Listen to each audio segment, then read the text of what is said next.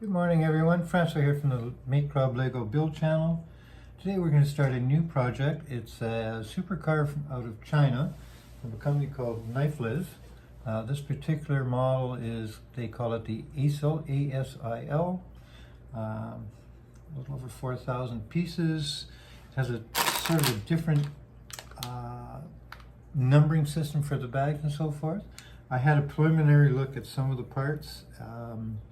I have a digital copy of the building instructions. So it is going to be an interesting build, like each few steps. In this case, the first 22 steps are contained in this bag. And I don't know if you can see the faint writing, but it'll say bag number 1, step 1 to 22. So I'm going to get started on this build. I think once we get to the end, I'll be able to give you a bit more feedback as to how the parts went together, how they feel like. Compare this to some of the other Lego supercars built that I've done in the past. So with that, I'm going to put you on hold for a second, and we'll see you on the back side of this video. Stay tuned.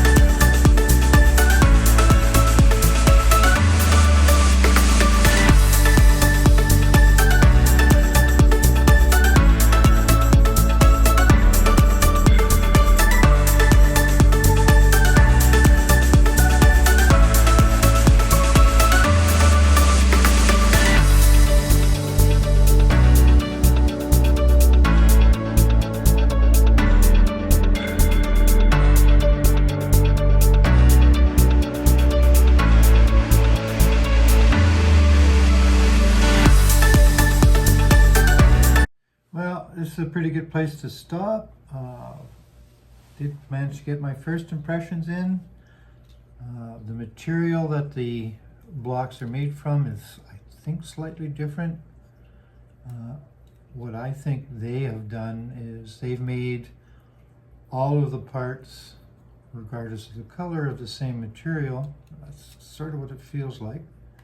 Whereas with a Lego product, everything, like the blues, have a different texture than the black, and so on and so forth.